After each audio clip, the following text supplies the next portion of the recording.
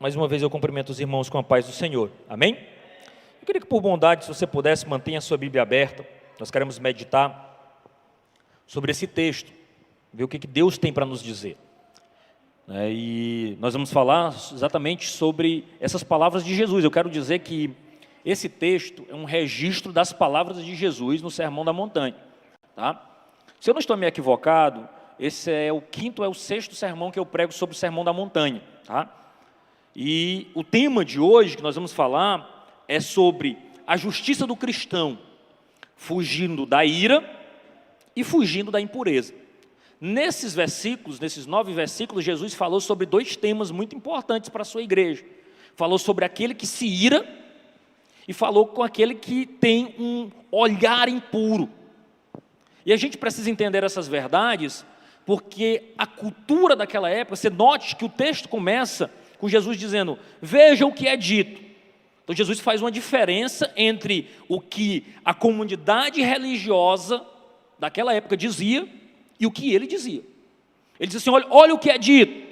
O que Jesus estava falando? Ele disse, olha, veja o que o pessoal está dizendo. Os religiosos, o que as autoridades, os rabinos, os doutores da lei estão interpretando. Então Jesus está fazendo referência aqui ao 6º e o 7º mandamento.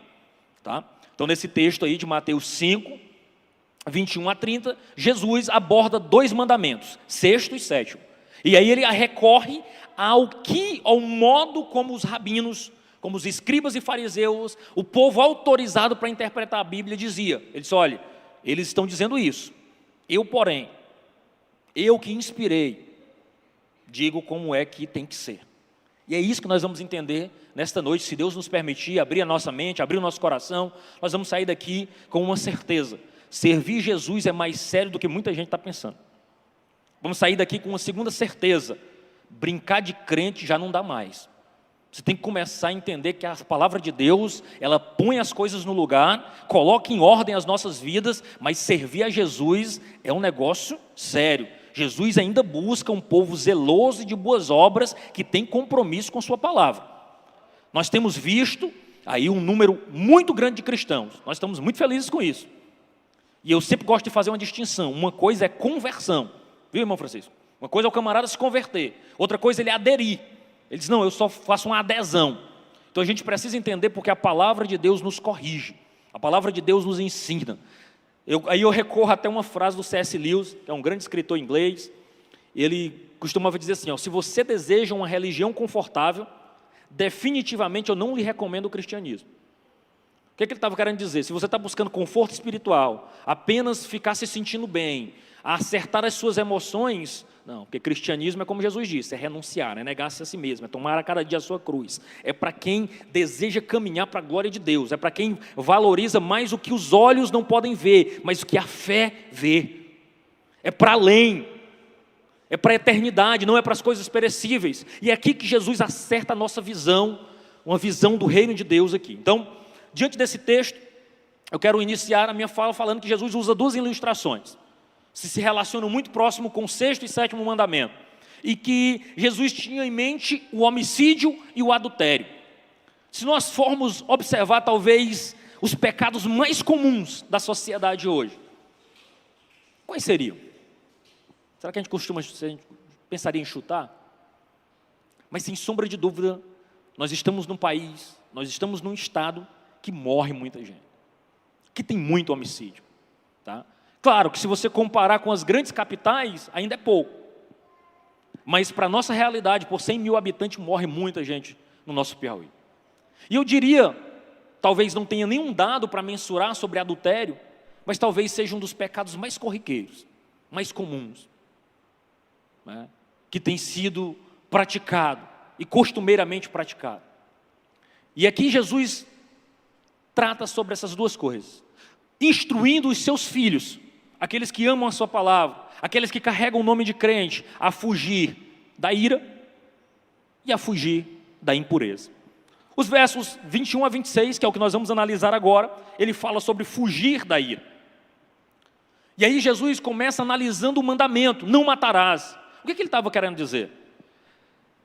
Na realidade, se nós formos olhar, talvez a melhor tradução não seja nem não matarás, mas a ideia não cometerás homicídio. Irmão, tem diferença sobre isso? Nós poderíamos passar aqui boa parte do sermão analisando as circunstâncias que, quem sabe, a morte de alguém seria, não vou dizer que legítimo, mas pelo menos aceitável. Em que circunstâncias? Em situações de guerra. Você está lutando pela sua soberania, então morre-se muita gente. Há quem discuta, por exemplo, não é o caso do Brasil, que se discute isso, mas pena de morte, a força do Estado executando alguém. Isso era corriqueiro, foi o que aconteceu com Jesus. Quem matou Jesus? Foi o Estado romano. Foi a força estatal que fez a execução. Em alguns países, a pena de morte é aplicada. É claro que isso nos faz efervescer diante de consciências mais sensíveis. Mas meu objetivo aqui não é discutir se pode ou não pode, mas a ideia que discutida nesse texto era: não cometa homicídio. E aquele homicídio premeditado, aquele homicídio visando de fato tirar a vida de alguém. Por quê? Porque a vida é um bem precioso. E quando nós pensamos no indivíduo que é feito à imagem e semelhança de Deus, ele é alvo do amor de Deus. E às vezes a gente costuma pensar que a imagem e semelhança de Deus é só para alguém que é bom à luz da sociedade. Mas infelizmente também, ou felizmente também. Porque nós temos a tendência de pensar que os nossos pecados são menos graves do que o do outro. Então quando a gente pensa num homicida, quando a gente pensa num criminoso, a gente tinha que morrer mesmo. Que sujeito horrível. Mas se nós pensarmos que aquele indivíduo, nos seus pecados, ele também foi alvo da graça e do amor de Deus, e que se ele se arrepender e fizer uma aliança com Jesus, ele é alvo do perdão de Deus, e isso não o desculpa de prestar suas contas com a sociedade, dos crimes que ele cometeu, mas ainda assim, do ponto de vista espiritual, ele é reconsiderado. Jesus o ama com um amor eterno também, e foi por ele também que ele morreu. E obviamente que talvez à luz da sociedade os pecados dele cheirem mais maus. Mas se nós fôssemos fazer uma análise de consciência mais sincera, nós vamos perceber também que nos nossos pecados de estimação não são essas delícias todas, não. Apenas nós olhamos com mais misericórdia para os nossos pecados e com mais juízo para o pecado do outro. Eu costumo dizer que nós somos excelentes juízes para os outros e muito misericordiosos com os nossos próprios pecados.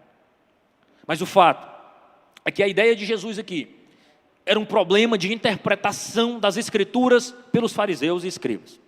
Aqueles camaradas estavam olhando para o homicídio, para o sexto mandamento e apenas aplicando uma proibição para o homicídio de fato. Ele estava dizendo: olha, sabe quando é que você está em pecado? Se você matar alguém, se você derramar o sangue de alguém, você cometeu um homicídio. A definição daquele povo para homicídio é: você matou alguém, derramou sangue de alguém, você é um homicida. E aí você vai ser julgado. E pronto. A ideia dele era basicamente isso. Jesus olha para aquele povo falando e diz: está errado. Não é assim não. Deixa eu dar aqui uma profundidade para esse texto. Deixa eu explicar para você como de fato a coisa é. Ele amplia. E ele disse: olha, se tão somente você, com pensamentos e palavras, além de atos, com ira e insulto, você já cometeu um homicídio. Aí você pega e olha agora, mas Jesus, pois eu já matei muita gente. É uma boa hora para a gente fazer uma boa análise de consciência. Porque aqui Jesus está ampliando a situação, não sou eu. Não estou criando regras, eu estou aplicando o que Jesus diz no Sermão da Montanha. A ira, ela é mencionada no verso 22, dizendo assim: todo aquele que se irá contra o seu irmão está sujeito a julgamento. E obviamente que existe ira santa. De quem é a ira santa? A ira de Deus. Deus se ira, mas não peca na sua ira. Até mesmo na ira de Deus, é uma ira santa e pura. A Bíblia reconhece a possibilidade de que pecadores se irem de forma justa. Quando o nome de Deus é escarnecido, muitos homens de Deus se iraram, mas era uma ira santa para defender as verdades do Evangelho. Mesmo sendo pecadores e falhos, eles conseguiam uma ira justa. E quando é que a ira é injusta? O que Jesus estava falando dessa ira injusta? É quando era uma ira fruto de orgulho, fruto de vaidade, fruto do ódio, fruto da malícia, da vingança. Essa era uma ira injustificável. De modo que Jesus adverte e diz que nós não deveríamos chamar ou insultar o nosso irmão. Em aramaico, a expressão que Jesus usa era raca, que quer dizer oco. Quando se traduz para o grego, a expressão é more, que quer dizer tolo. O que Jesus estava dizendo, alguém que insulta o seu irmão, chamando ele de oco ou de tolo, está cometendo um pecado. Olha só como é grave. E aí eu tive que recorrer a um estudioso bíblico, porque quando a gente pensa no nosso contexto, a gente diz assim, Jesus, eu estou precisando me consertar hoje, porque tem hora que a gente derruba umas coisas com os camaradas, né, irmão Francisco Urquiza? Mas o fato é que eu tive que recorrer ao A.B. Bruce para tentar botar um pouquinho de ordem aqui nesse contexto. E ele diz o seguinte, raca era uma expressão de desprezo pela cabeça. Era como se alguém estivesse dizendo assim, você é um estúpido. E aí ele começa, e more expressa o desprezo pelo coração e caráter. Como se você estivesse dizendo para alguém, você é um patife, você é alguém sem moral, você é alguém inescrupuloso. A ideia aqui era que pensamentos iracundos, pensamentos de ira, e palavras de insulto, que muitas vezes não levam à consumação do ato de homicídio, diante de Deus, elas são equivalentes a homicídio. Olha a seriedade, irmão. E aí a gente precisa recorrer à Bíblia, e parar de olhar os versículos apenas que dizem como a gente é abençoado. E olhar para aqueles versículos que condenam as nossas falhas. Se você recorrer a 1 de João 3,15, João declara, todo aquele que odeia o seu irmão é assassino. E vocês sabem que todo assassino não tem a vida eterna permanentemente em si. Meu irmão, o negócio é sério. Sabe por quê?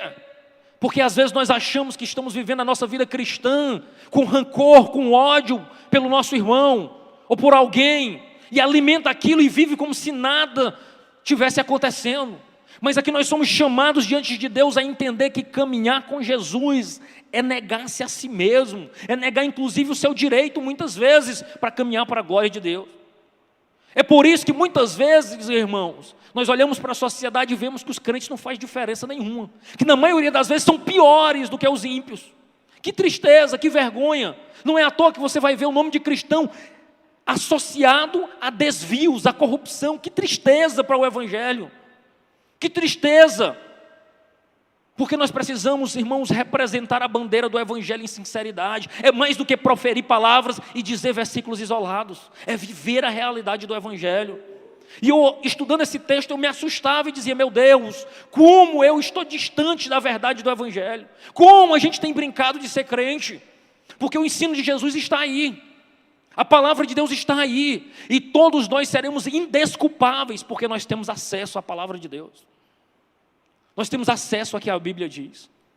E aí a gente precisa entender que os nossos pensamentos, olhares e palavras indicam, como algumas vezes nós até nos atrevemos a dizer, por mim podia era morrer. Ou será que a gente já não pensou algumas vezes isso? Que tristeza, não é? Mas Jesus nos alerta com relação a isso. Que um desejo assim, ele é uma infração contra o sexto mandamento. Possivelmente os rabinos estivessem ensinando que o homicídio em si era a única infração, que a única penalidade era a sentença humana, o julgamento do próprio tribunal humano. Alguém matou, as autoridades pegam, julgam e prendem. Mas Jesus diz, olha, aquele que sem motivo se irá contra o seu irmão está sujeito a julgamento. O julgamento aqui, imposto por Jesus, não era só o julgamento da mão humana, mas o próprio julgamento de Deus. E aí ele ainda acrescenta no verso 22, dizendo assim, o insulto não só exporá o julgamento do tribunal, das autoridades, mas também ao fogo do inferno. Sim, irmão, que é isso? Ainda em 2022 a gente ainda está falando em inferno. Quem mais falou em inferno foi Jesus, não sou eu não. O problema é que a gente deu uma amaciada e não pensa que se nós não vivermos uma vida para a glória de Deus, se nós não vivermos uma vida de verdade, nós escaparemos, mas não. Aqui o que Jesus diz é que o indivíduo que assim procede, ele está em risco. ele está em risco de uma condenação eterna. Ele está em risco de uma separação eterna de Deus. Ele está em risco de viver para longe de Jesus eternamente. Jesus ampliou tanto a natureza da penalidade como a do crime. Jesus diz, não é só matar de fato. Se pensar em insultar, é como se estivesse cometendo homicídio. E o julgamento não é só o julgamento dos homens, para quem matou de fato, tem ainda o julgamento no tribunal de Deus e uma sentença de condenação ao inferno para aquele que assim pratica, não se arrepende e não se corrige. Ou seriedade.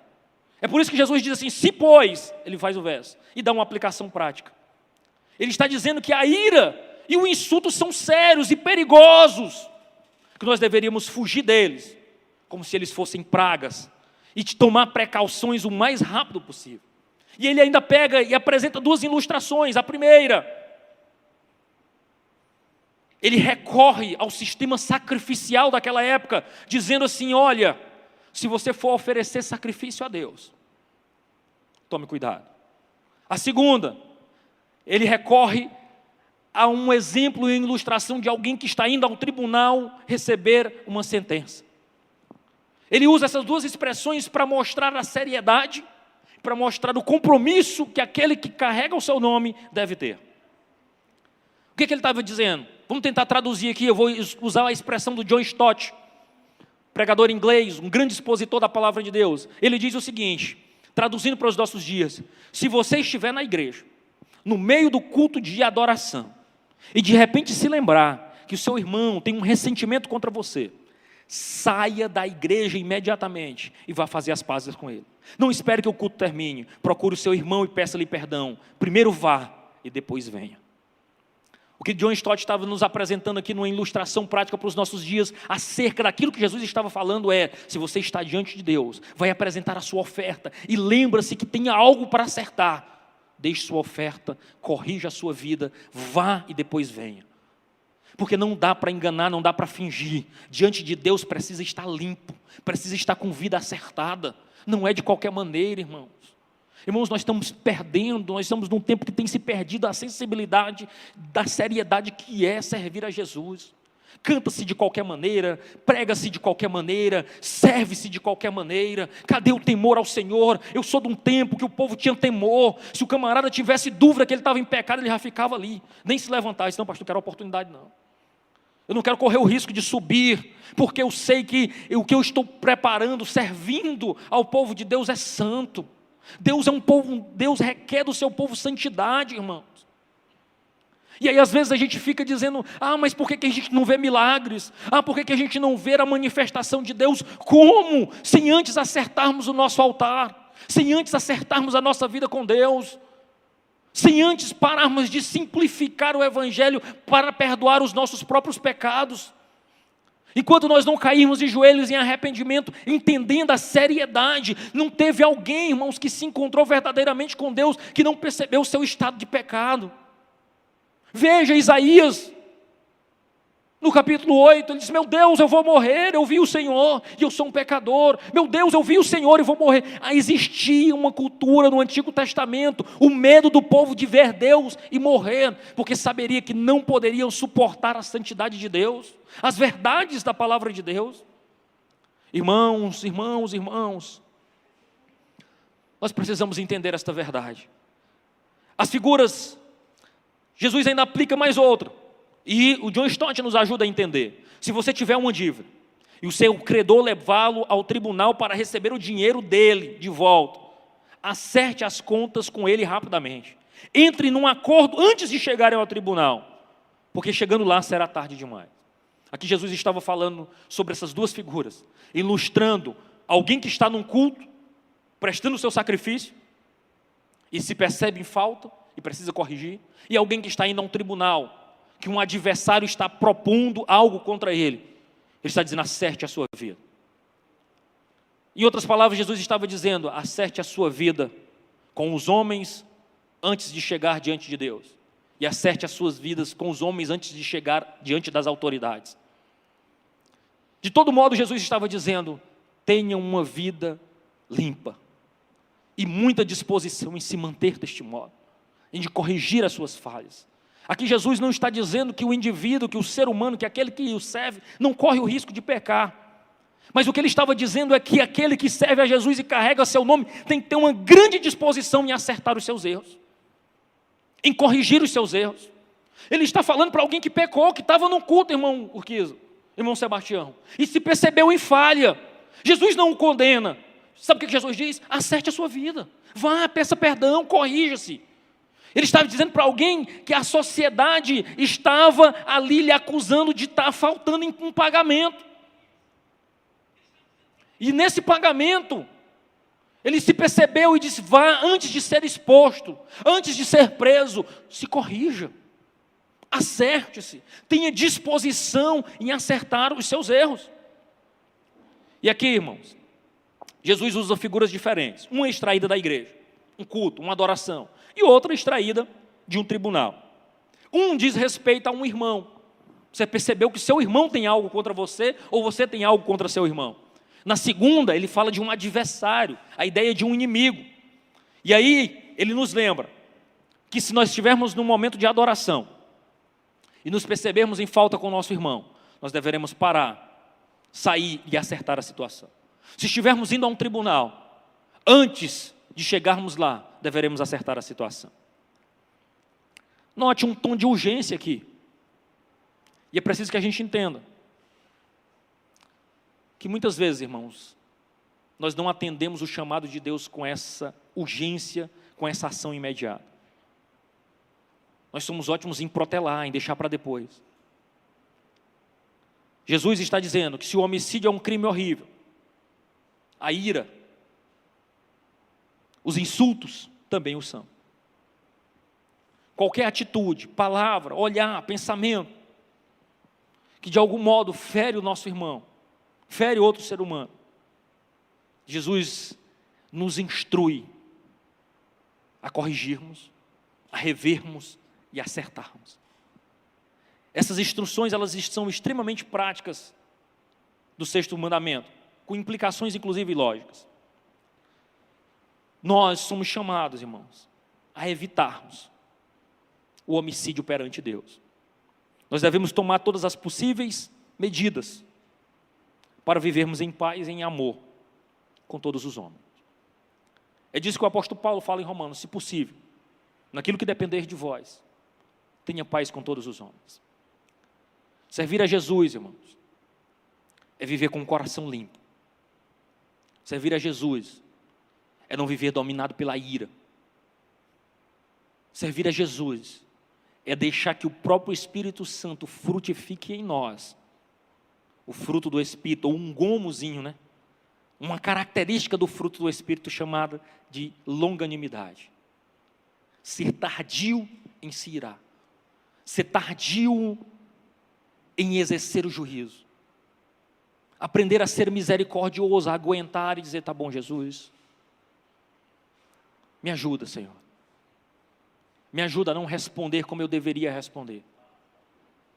Me ajuda a responder não com as velhas práticas de um homem que ainda não se corrigiu com Jesus, mas me ajuda a responder como alguém que é dominado pelo teu Espírito. Irmãos, ser crente nos dias é difícil. Ser crente de qualquer jeito dá. Mas ser crente para ir morar no céu, para ter vida de crente, é difícil. E Jesus nos ensina isso. E eu continuo, fugindo da ira. Agora, fugindo da impureza, nos versos 27 a 30, Jesus trata outro tema. Ele diz assim, ouviram o que foi dito? Não cometa adultério. Eu, porém, lhes digo, olhe só, todo o que olhar para uma mulher com intenção impura, já cometeu adultério com ela no seu coração. Se o seu olho direito leva você a tropeçar, arranque-o e jogue fora. Pois é preferível você perder uma parte do seu corpo, do que todo o corpo lançado no inferno. E se a sua mão direita leva você a tropeçar, corte-a e jogue fora. Pois é preferível você perder uma parte do seu corpo, do que o corpo inteiro ir para o inferno. Agora Jesus sai do sexto mandamento e vai para o sétimo mandamento. Ele sai da proibição do homicídio para a proibição do adultério. Novamente os rabinos estavam dando um jeitinho deles aqui. Novamente eles estavam restringindo a ação e a interpretação desse mandamento. Aqui eles estavam tentando limitar o alcance, a não adultério. Guardar o 7º mandamento é simplesmente se manter casto, puro enquanto solteiro, ou se manter fiel ao seu cônjuge dentro do casamento. Agora Jesus põe ordem na casa, ele diz, olha, o que foi dito foi isso, não foi? Mas deixa eu te dizer uma coisa, que é muito mais amplo. Não é simplesmente um ato de imoralidade. Jesus estava dizendo, assim como nós podemos cometer assassinato com palavras, nós também podemos cometer adultério em nossos corações e mente. É disso que Jesus fala, todo aquele que com olhar, com intenção impura, já cometeu adultério em seu coração. Primeiro eu preciso fazer 2 pontos de esclarecimento aqui. Primeiro, os ensinamentos que Jesus está dizendo aqui, se referem ao sexo ilegal, fora do casamento, praticado por pessoas casadas ou solteiras. Ele não proíbe olhar para uma mulher. O que Jesus estava proibindo é fazê-lo com concupiscência, é com um olhar maldoso. E todos nós, que temos um mínimo de conhecimento, sabemos perfeitamente qual é a diferença. Em um olhar concupiscente, um olhar que atravessa o corpo, a alma, de um olhar puro, inocente. Todos nós sabemos a diferença. Todos nós conseguimos perceber a diferença entre olhar e cobiçar. Esse é o primeiro ponto. O segundo ponto é que a alusão de Jesus é a toda forma de imoralidade. Porque toda e qualquer prática sexual que é imoral no ato, também é imoral no olhar e no pensamento. É importante a gente entender aqui a equação que Jesus está propondo entre o olhar concupiscente e o cometer um adultério no coração. É uma relação, irmãos, entre os olhos e o coração.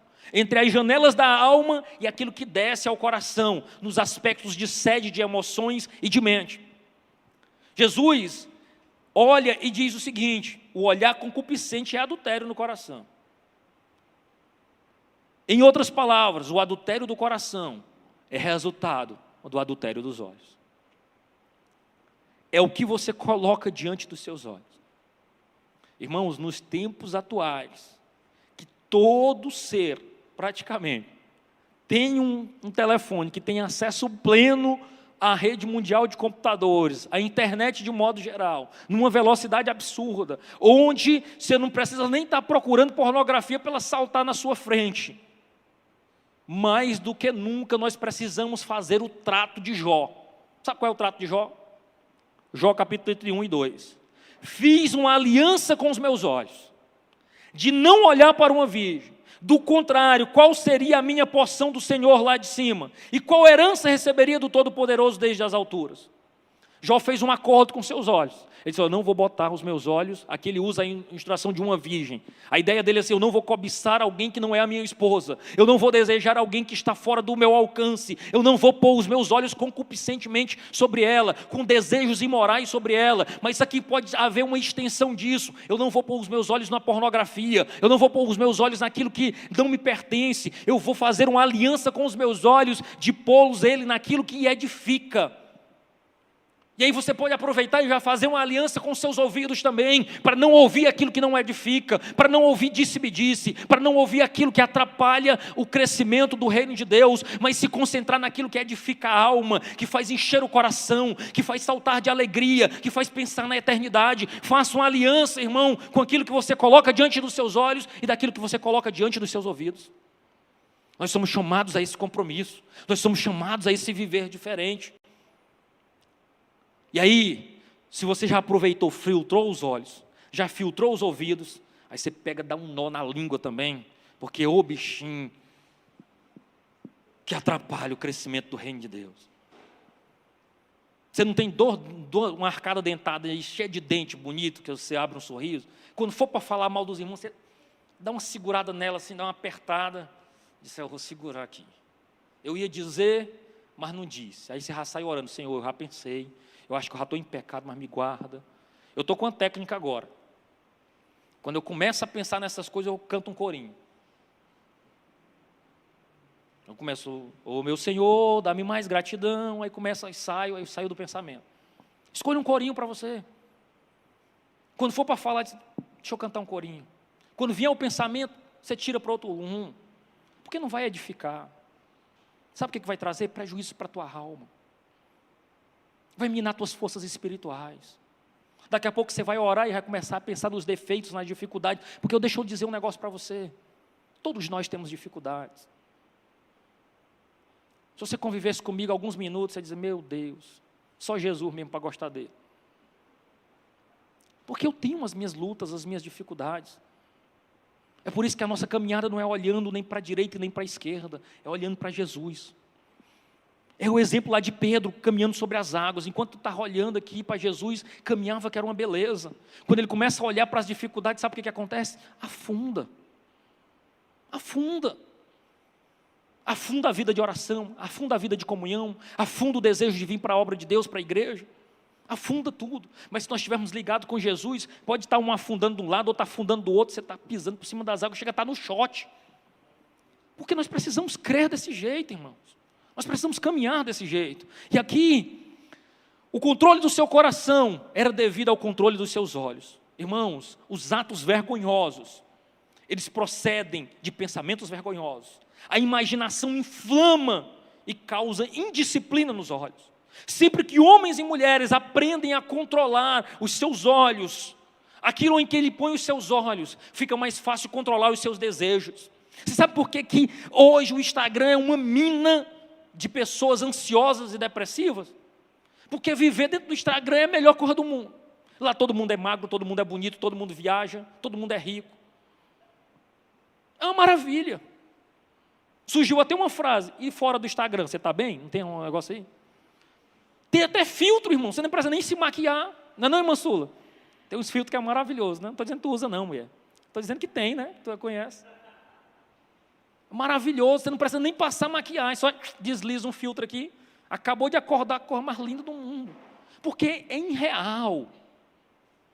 E se você vai basear a sua vida por aquilo, oh meu irmão, só Jesus. Então, aprenda a cuidar dos seus olhos. Porque antes, nós precisamos aprender a controlar os olhos da nossa carne e o nosso pensamento. E aí, quem sabe esse seja um momento, e eu não quero aqui legislar sobre o que alguém usa ou deixa de usar. Mas é muito importante você pensar sobre trajes, sobre vestimentas. E Deus me guarde de dizer o que você deve usar e do que você não deve usar. Mas eu quero apelar aqui, talvez seja sábio, a fazer uma distinção e uma consulta ao Espírito Santo que habita em você. Toda vez que você for sair, você dá uma bela olhada no espelho que eu sei que você tem. Aí você olha assim e diz assim, o que eu estou trajando, o que eu estou vestindo, está condizente com a serva de Deus, com um servo de Deus, porque também tem homem que não escapa, com o servo de Deus que eu sou, com a mulher de Deus que eu sou. Se a resposta for sim, ande com a cabeça erguida e vai e agrade ao Senhor. Se a resposta for não, dê crédito ao que o Espírito Santo fala, porque Ele continua falando. Às vezes a gente se faz de doido, irmão. Mas se ainda você tiver talvez o pensamento corrompido, pergunte para alguém que não serve a Deus como é que um crente tem que se vestir. Como é que um crente tem que andar e como é que um crente tem que falar. Se você não sabe, eu lhe garanto que os seus colegas sabem. Talvez você até tenha ouvido, sabe, crente pode fazer isso? Pensei que não podia. Ele sabe. Talvez você não saiba, mas ele sabe. E aí, há uma grande distinção, irmãos, em se vestir de forma atraente, elegante e bonita, e de uma forma sedutora, de uma forma que desperte os desejos. E aí, infelizmente, quando a gente trata de vestimenta, os homens chegam, racha a boca, fala Deus, ela para nas mulheres. Não é isso. Tem uns irmãozinhos que misericórdia, que as calças estão mais acorchadas do que não sei nem o quê. Ô, meu irmão, deixa o sangue correr também. Tem cuidado. Só Jesus. Então tenha cuidado. Não precisa apertar desse tanto, não. Eu sei que está na moda, e eu até gosto de uns ternos slims, ficam bonitos, mas eu tenho cuidado para não despertar o desejo no outro. Nós estamos vivendo numa sociedade extremamente sexualizada, extremamente captada pelos olhares. E como povo de Deus, nós precisamos levantar a bandeira da distinção. Eu sou povo de Deus, eu sou diferente, eu não vivo como o mundo vive, eu vivo para a glória do meu Deus, eu me visto para a glória do meu Deus. Então a gente precisa fazer esse exercício de consciência, irmão. Nós somos inteligentes, nós somos sábios. Deus nos deu inteligência, e não só isso, nos deu o seu Espírito também. Nós sabemos quando nós queremos nos amostrar, e quando nós queremos apenas estar elegante, nós sabemos a distinção. Então precisamos ter cuidado com isso, irmão. Nos vestirmos, nos trajarmos para a glória de Deus. E aí o verso 29, eu já estou caminhando para o fim. Os irmãos, o menino da mídia aqui fica aperreado. Quando a Adonis começa a dizer que está o fim, ainda ele prega mais meia hora. Mas calma aí, viu? Verso 29. Se o teu olho direito levar você a tropeçar, arranque e o jogue fora. Olha o que Jesus está dizendo aqui. Pois é preferível você perder uma parte do seu corpo, do que ter todo o seu corpo lançado no inferno. E se a sua mão direita levar você a tropeçar, corte e jogue fora. Pois é preferível você perder a parte do seu corpo, do que ir com o corpo inteiro para o inferno. Ou Jesus para falar de inferno aqui nesse texto. Mas ele tinha um compromisso com a tua alma. Ele quer cuidar de ti. E aí, a gente lê esse texto e diz assim, rapaz, que negócio assustador. Jesus manda arrancar um olho, transgressor, cortar uma mão e um pé infrator. Que negócio difícil é esse? E aí, a gente tem até que ter cuidado, porque existiram alguns cristãos que o zelo foi maior do que a sabedoria. E eles, de fato, deceparam parte dos seus corpos. Inclusive, existe um camarada chamado Diógenes de Alexandria, que se fez eunuco por conta própria. Se mutilou. Por isso, no concílio de Nicéia, ali por volta do 3º século, houve uma proibição explícita do concílio de Nicéia, que não poderia, proibiu a prática da automutilação, porque muitos, no intuito de controlarem os seus desejos, faziam amputações. Então houve uma preocupação dos pais da igreja de controlar esse problema. Mas aqui nós temos aqui Jesus fazendo um uso dramático. Jesus recorre a uma figura de linguagem, ele usa o exagero para mostrar, não que ele era adepto da automutilação, mas para dizer que nós precisamos de uma abnegação moral sem concessões. Nós precisamos abandonar e levar a sério algumas regras e não abrir concessões de modo nenhum. O que Jesus estava dizendo aqui não era para a mutilação, mas para a mortificação. O que Jesus estava apresentando aqui era um caminho para a santidade, que não passava em se mutilar, mas passava em mortificar. A mortificação do corpo, o tomar a cruz e seguir a Jesus, significa, irmãos, rejeitar práticas do pecado com tal resolução que ou morremos para elas ou as condenamos à morte. Sem concessões. Ou nós morremos para essas práticas ou nós condenamos essas práticas à morte. Acabou. Eu não faço concessão, eu não abro mão, eu não vou caminhar por esse caminho. Eu tenho algo mais precioso. Eu encontrei algo maior, eu encontrei satisfação melhor. Porque eu ouso dizer que não há aquele que cede às suas tentações, que depois não está de joelhos, envergonhados, arrependido de ter praticado algo que envergonhou o Senhor. Prazeres passageiros. Eu costumo dizer aqui que é a síndrome de Esaú, que chega diante do seu irmão Jacó e diz assim, mas eu estou a ponto de morrer. Meu irmão, fome é ruim. Mas aquele homem não ia morrer de fome não, irmão. Mas eu vou morrer, me dá um pouco desse teu guisado aí. Ele disse, só se tu me der a tua primogenitura. Ele abriu mão de um direito de nascença por causa de um prato de comida. Ele transformou uma necessidade momentânea em algo maior do que uma necessidade eterna. E o que muitos têm feito é um prazer momentâneo, ele cede em nome de abrir mão de uma aliança eterna. Meu Deus! Muitos têm caído desse conto. Muitos têm posto em primeiro lugar as suas necessidades imediatas, em vez de parar e pensar nas necessidades eternas da alma, daquilo que Jesus preparou para os seus filhos. Veja só, eu recorro novamente aqui a um texto longo, inclusive, do John Stott. Eu tenho caminhado com o John Stott esses dias, era um homem que não deveria ter morrido, mas Jesus levou, é bênção.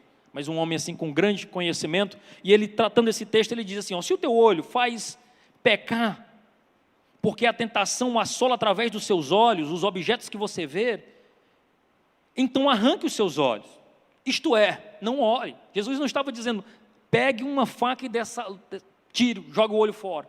Ele está dizendo assim, arrancar no sentido de ser radical na sua decisão, de modo a não olhar. Comporte-se como se você realmente tivesse arrancado, ou os tivesse jogado fora, e estivesse agora cego, sem poder ver os objetos que anteriormente lhe levavam a pecar.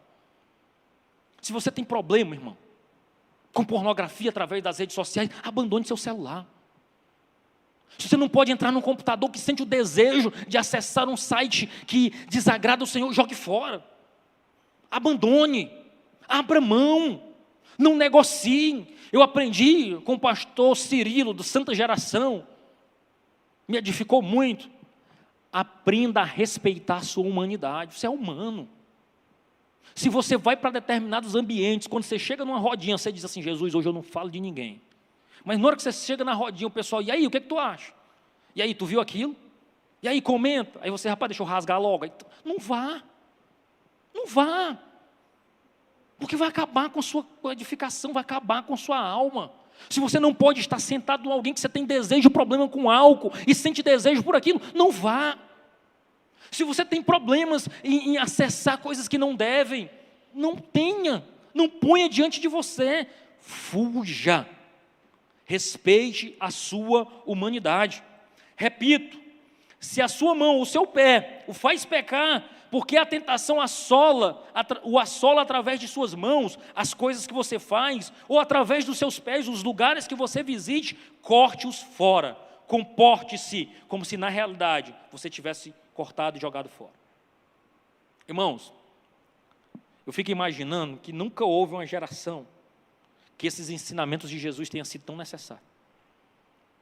A nossa geração nunca precisou ouvir tanto sobre isso, porque nós somos implacáveis e obstinados pelo pecado. Nós somos uma geração que se desculpa muito e que tudo não tem problema nenhum, que é besteira, legalismo. Nós somos uma geração que perdeu a sensibilidade, o temor do Senhor. Isso você observa de modo geral, é uma secularização geral. Porque eu convivi com muitos amigos na adolescência, que eles poderiam não ser cristãos, crentes da pessoa bendita de Jesus, evangélicos, mas tinham temor, não dizia palavrão por nada, mesmo às vezes não professando uma fé cristã. Mas hoje o que nós temos visto é uma prática tão rotineira disso, que às vezes até se sair disso é complicado. Até mesmo lutamos contra isso. E é uma luta. Nós precisamos estar atentos a isso. E aí eu já falei sobre a pornografia, e a gente precisa entender que a pornografia, antes de mais nada, ela ofende e rebaixa a mulher da condição de ser humano, de imagem de Deus, de auxiliadora, de objeto da graça do Senhor. Ela rebaixa um objeto. Então, se o homem cristão que se apodera e faz uso disso, ele tem que pensar naquela pessoa como uma irmã em Cristo, como alguém que foi alvo do amor do Senhor, e não rebaixar a um mero objeto para a satisfação dos seus desejos. Mas ainda, ofende, inclusive ao próprio espectador, lançando sobre eles expectativas e estímulos irreais. Aquilo que está diante dos seus olhos é uma inverdade, é um teatro. E muitos têm consumido isso durante a juventude, vão para o casamento com uma série de expectativas e consequentemente, se frustram, porque não conseguem reproduzir aquilo que viu num vídeo, aquilo que viu numa revista, com o seu cônjuge. E para se satisfazer, mesmo dentro do casamento, precisa mais uma vez recorrer àquilo. E aí tem muita gente enganada, especialmente aos jovens, eu chamo a atenção disso, achando que para você se livrar dos seus problemas nessa área, é simplesmente casar. Lê do engano. Não entre dentro de um casamento com esse problema esteja completo, tratado, limpo para entrar, porque você só vai fazer alguém sofrer. É um ledo engano achar que, não, pronto, eu estou aperreado aqui, eu estou abrasado, na hora que eu casar, acabou. Meu Deus, ledo engano. Você vai simplesmente piorar uma situação. Então, trate essa sua área com muita sabedoria, para então entrar nesse casamento. Ok? E aí, irmãos, o desejo sexual, ele é mais facilmente despertado em alguns do que em outros. Nós somos seres humanos diferentes. A disciplina e o autocontrole é mais fácil para alguns do que para outros. É por isso que nós precisamos ser misericordiosos. Eu já ouvi de pastor dizendo, mas tu é muito besta, tu cede a uma besteira dessa. Quem sabe para aquele pastor não é problema nenhum. Mas para alguém que luta contra isso, tem uma dificuldade. Nós precisamos ser misericordiosos e ajudar os nossos irmãos em oração, em conselho, em dividindo as cargas. O que nós temos liberdade de dizer aqui, irmãos, é que se o seu olhar o faz pecar, não olhe. Se o seu pé o faz pecar, não vá. E se sua mão o faz pecar, não faça. A regra que Jesus estabeleceu aqui não é uma regra universal, mas uma regra hipotética. Não se aplica a todos os discípulos, mas se aplicam àqueles que lutam nessa área. É disso que Jesus está falando. Se o teu pé, ele está pondo uma condição. Se o teu olho, para alguns, essa área não tem luta nenhuma. Alguém passa pela vida sem nenhum problema com pecados relacionados aos olhos. Mas outros já lutam praticamente toda a vida cristã com isso, vigilantes. O que nós somos chamados, irmãos, é a termos disciplinas espirituais. Sermos disciplinados e não abrir mão, estarmos numa posição de vigilância, de sentinela, de alguém que está em alerta, porque o diabo está como um leão ao nosso derredor, buscando a quem possa tragar. É disso que o apóstolo Pedro fala, nos chamando a atenção que o inimigo das nossas almas está a todo momento lançando dardos, lançando coisas que vão nos atrair e nos tirar do centro da vontade de Deus. O que Jesus estava apelando aos seus discípulos, a mim e a você, é que é melhor perder algumas experiências nesta vida do que perder a vida eterna. Este ensino vai contra os padrões modernos de permissividade, onde tudo é permitido. Negar algum desejo, de modo nenhum. Mas nós precisamos entender o que o sábio Salomão disse, que tudo que ele desejou, ele não negou aos seus olhos, à sua mente e ao seu coração. Mas a conclusão que ele chegou foi que tudo era vaidade. Tudo era passageiro. Meu desafio, e com isso eu encerro em nome de Jesus, temos simplesmente de decidir se queremos viver para este mundo ou para o outro. Se queremos seguir a multidão ou seguir a Jesus. Deus nos ajude, paz a nós todos, em nome de Jesus. Amém.